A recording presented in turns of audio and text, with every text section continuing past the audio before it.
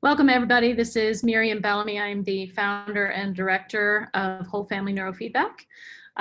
Today's webinar is to answer basic questions about neurofeedback and neurooptimal neurofeedback. I want you to feel free to ask any questions. I will most likely get to those towards the end of today. But we are getting a lot of questions about what is neurofeedback. And neurofeedback is getting a lot more publicity these days. People are hearing about how it has changed a friend's life or a neighbor through a rough time. One of their kids' friends got so much better with their ADHD, and you want to know more. So people want to know what the heck it is and whether it's some kind of voodoo. So we're going to start today with a brief introduction of my family's experience with neurofeedback, and then move into answering some of these basic questions. So a couple of years ago, I was sitting at a leadership conference at the Bowen Center in Washington, D.C., and I found myself getting more and more fed up. I was sick, and I had been for many years. Fatigue, anxiety, depression, endless GI problems, a lot of stress. And I realized I needed to do something different. I had been chasing symptoms with supplement after supplement, this treatment and that treatment, only for things to work for a little bit and then back to feeling miserable again. I needed a comprehensive approach. And one of the presenters was talking about his own experience. It was similar to mine. He was one of the top executives at an investment firm until his health failed. And he made a decision to take a more comprehensive approach. And he talked about using neurooptimal neurofeedback as part of his journey. And I had heard about neurofeedback before, but this time it got my attention. And I decided to look into it. And about a month later, I rented my own neurofeedback system. I decided to use it with my youngest daughter as well, who struggled terribly with ADHD and dyslexia and even anxiety. And so I ran during that rental period about 30 sessions on myself, and my daughter got about 10 sessions in. With her, we didn't notice a big difference, little things here and there that were kind of remarkable, but we weren't sure, was this really a shift with her? When school started about a month later, though, is when we really saw the difference that neurofeedback had made for her. For those of you who are here who have children with ADHD or dyslexia, who struggle in school, you're going to know exactly what I'm talking about when I say we would walk into her room and catch her doing her homework. Previous to that, she'd be laying in her bed, she'd be watching her phone, and now we would go in and really find her at her desk studying. Previously, it had been, a screaming fest for her. She was just so frustrated and really had started hating school. But after these 10 sessions, she just seemed to really get herself together. Her grades went up, her social skills went up, and we were just really impressed with that. For myself, I'm no longer taking the many, many supplements that I was taking. I have very few GI problems, much less anxiety. I actually feel refreshed when I wake up in the mornings. So we haven't looked back. I started Whole Family Neurofeedback in 2017, and now I'm here with you all today. So what is neurofeedback? Neurofeedback is biofeedback for the brain. It is brain training or brain optimization. We are helping to stabilize the brain. What neurofeedback is not. Neurofeedback is not voodoo. You'll hear a little bit about the history of neurofeedback, and you'll begin to see how it became associated with kind of alternative medicine or alternative things that aren't terribly scientific, but you'll see that that is not the case at all. Neurofeedback in our approach is not therapy. We are not doing anything to the brain. We are giving the brain information and tapping into the brain's inherent automatic natural processes, using its own intelligence to improve its functioning, which improves your functioning. There are no chemicals involved. There is no risk involved. There are no side effects with neurofeedback. It is not electroshock therapy. We are not putting any electricity into the brain. We are just measuring the cortical activity going on in the brain. There's no hypnosis. It is not invasive. It's not computer-assisted meditation, and it is not a cure. When people begin to read about neurofeedback and they see all these things, people list all these different issues that it can help with, they start thinking, oh, it's another magic pill.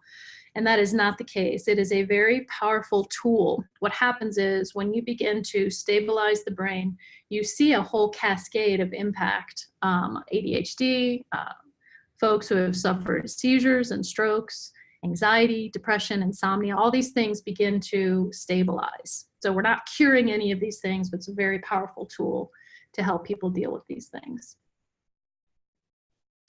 So let's talk a little bit about the history of neurofeedback, when it got started, and that will help you begin to develop an understanding of what it is we're doing here. So Dr. Barry Sterman in the 1960s was wondering about the trainability of the brain and training brain states. And he used cats in his research. So he had cats in cages and got them good and hungry. And at the same time, he was looking at their cortical activity. And when he measured that their brains were in a very stable, very calm state, within milliseconds, he gave them food. And in a very short period of time, the cats were able to produce this brain state at will. He published his work, and it transformed the field, because now we knew that the brain could be trained. It's very powerful information. So a few years later, he was approached by NASA they needed to understand the impact of rocket fuel fumes on astronauts neurologically. So Sterman had a group of cats, and he exposed them to rocket fuel fumes. And as predicted, it led to a linear progression of brain instability. So starting with drowsiness, then headaches, hallucinations, onto seizures, and then onto death, except for 9 of the cats in the study. What Sterman realized were these 9 cats were from his previous study, who had learned and trained to have ultra-stable brains. So the research very quickly moved to humans and folks who had epilepsy and were having seizures. And in the very first studies back in the 1970s now, 60% of the patients reduced their seizures by 20 to 100%, and the results lasted.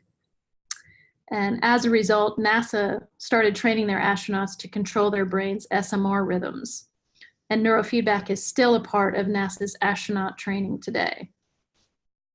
So neurofeedback, though, was considered spooky medicine because the folks that seemed to attract to the conferences were the guys in the lab coats and then the guys in robes. It was attracting these meditators, folks who were really interested in this. And so in addition, it was before its time. It didn't match up with how scientists understood the brain at the time.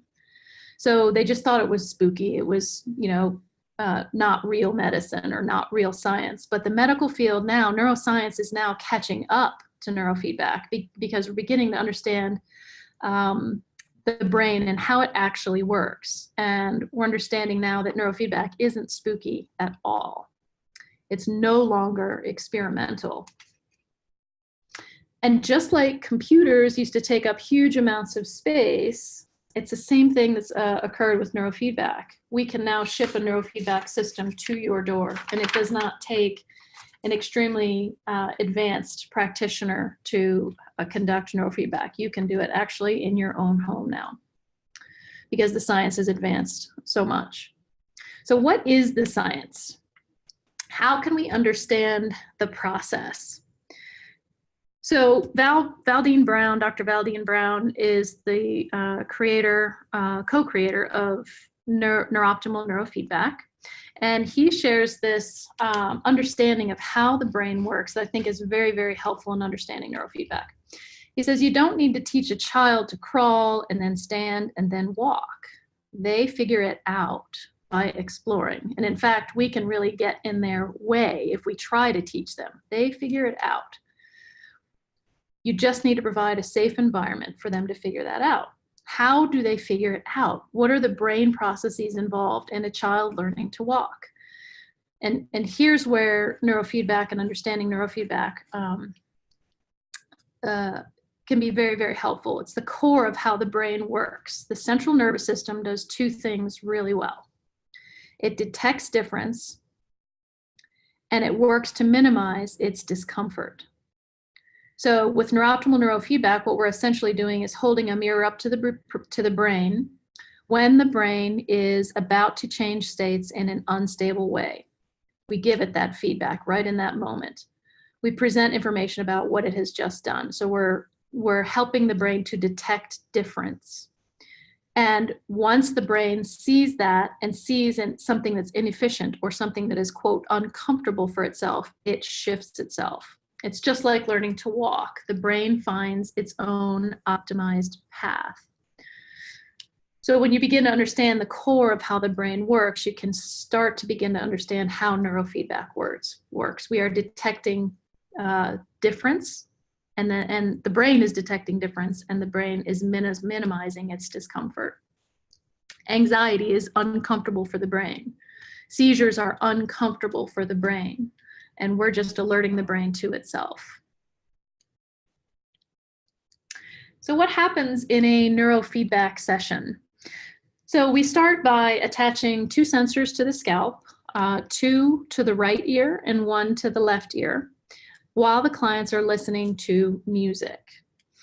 And again, when the brain detects that when the software detects that the brain is about to change states in an unstable way, we give feedback via a skip in the music. And what this triggers is the orienting response in the brain. So like you go to the doctor and you have your reflexes checked on your knees or your elbows, the brain also has these reflexes, and one of which is called the brain orienting response, and it is auditory. So when that reflex is triggered by the skip in the music, the brain then can begin to see itself, and as we discussed, it minimizes its discomfort. It shifts to a more stable state instantaneously. And over time, it learns to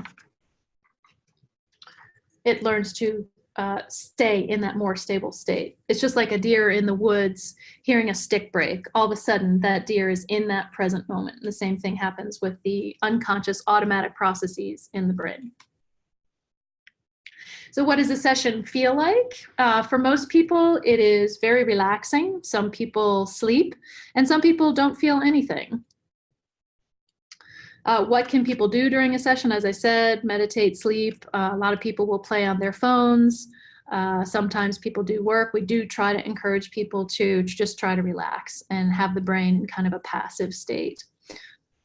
And for children, we actually have movies loaded onto the system, so they get the delivery of the feedback through the audio of watching their favorite movies. So what do you expect after a session? First, let me say that the results of neurofeedback are progressive. Sometimes you don't feel anything with one session. Sometimes people feel life-changing things after 3 sessions. I would say most folks are in the begin to really feel a nice shift around 8 to 10 sessions. And then we see the most robust results at 20 or more sessions. The results are long-lasting, or what's called semi-permanent. It is like taking your brain to the gym, and you don't do that once a year. It requires periodic maintenance, and that's also different for everyone. Sometimes people will do their maintenance once a month. Sometimes people do it once a quarter, once a year. It really varies by the person, by how stressful, let's say, their lives might be, and what their goals might be. Remember that neurofeedback is not therapy or treatment, not the way that we do it. We are just giving the brain information. But when you optimize the brain, you will see a whole cascade of effects. Like I said, it's not a cure. We see the greatest impact. I would say the top 3 issues that people seem to feel a great deal of relief on are anxiety, insomnia, and ADHD. But I want to point out that it can help pretty dramatically for a whole range of issues. I just received a system, someone who had a stroke 10 years ago. I just got it back last night.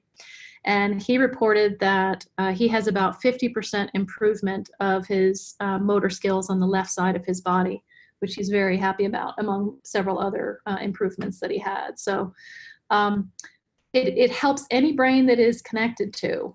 So even if you don't suffer from some of these things, you're an athlete and you want to improve your performance.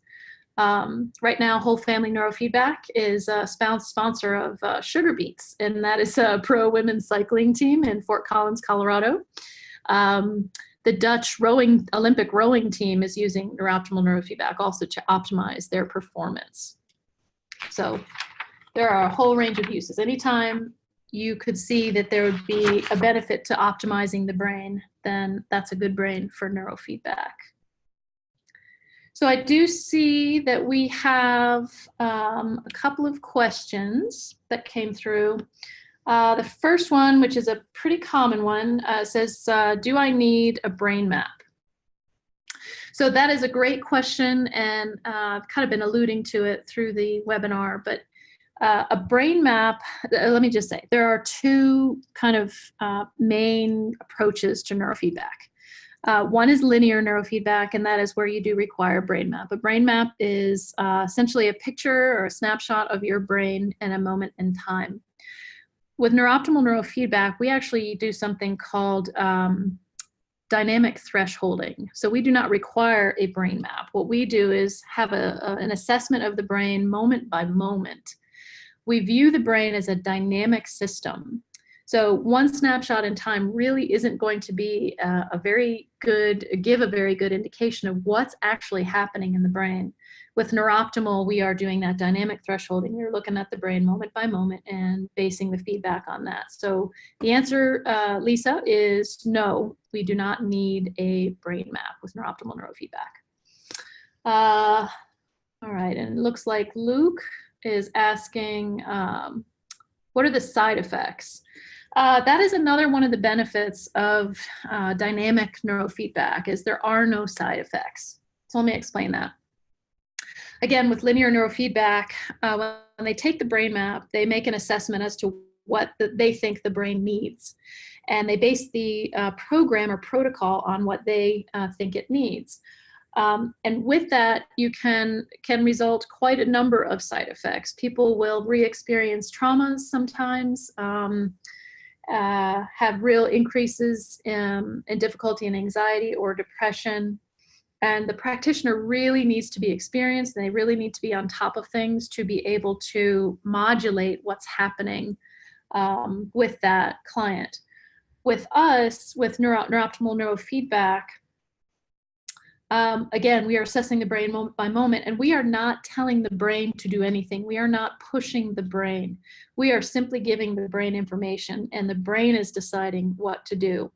It's like when you have a look in the mirror and you see that you're slouching. There's sort of an automatic process where you kind of just sort of straighten yourself out. That's the kind of process that we're working on with the brain there. Occasionally, people will experience a short-lived spike in anxiety. Sometimes people will leave a session feeling kind of loopy. Let's see, but these are all very short-lived and go away with continued treatment. People just sort of have to realize that that's part of your brain's process, that's part of your body's process. We're not doing anything to you there. So Luke, I hope that answers your question. All right, and it looks like we have one more question from Max. It says, I live in Wisconsin, how do I get started? So we do have a lot of neurooptimal trainers around the country. So Max, I'd be happy to help you try to find somebody local. You can contact, just send me an email afterward. It's Miriam at wholefamilyneurofeedback. But you would also be eligible for our rental program. And that is where I would ship you a system straight to your door. Everything you would need. I include written instructions. I will be emailing video instructions, and I'll also be on call for you 7 days a week if you need any help going forward. So yeah, and it looks like all the questions we have. And please feel free, if you have any other questions, to give me a call, send me a text to the number on the screen there. Send me an email. I'm happy to answer your questions. I love talking about neurofeedback. I would love to help you make a decision for what you'd like to do with neurofeedback. So thanks for attending today.